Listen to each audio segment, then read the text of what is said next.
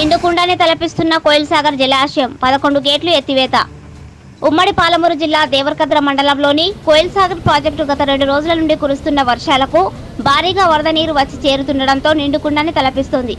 కోయిల్ సాగర్ ప్రాజెక్టుకు వరద ప్రవాహం పోటెత్తడంతో అప్రమత్తమైన అధికారులు ప్రాజెక్టు 11 గేట్లు ఎత్తి దిగువకు నీటిని విడుదల చేస్తున్నారు. కోయిల్ సాగర్ ప్రాజెక్టుకు ఇన్ఫ్లో 35,000 క్యూసెక్కుల వరద కొనసాగుతుండగా అవుట్ఫ్లో 35,000 క్యూసెక్కులు కొనసాగుతుంది. ప్రాజెక్టు పూర్తి స్థాయి నీటి సామర్థ్యం 2.270 టీఎంసీలు కాగా ప్రస్తుతం జలాశయంలో 1.8 టీఎంసీల నీటి నిల్వ ఉంది. కోయిల్ సాగర్ ప్రాజెక్టు నుండి 11 గేట్ల ద్వారా 35,000 క్యూసెక్కుల నీరు దిగువకు విడుదలవుతుంది. ప్రాజెక్టు దిగువ ప్రాంతంలో ఉన్న ప్రజలు అప్రమత్తంగా ఉండాలని అధికారులు హెచ్చరిక జారీ చేశారు.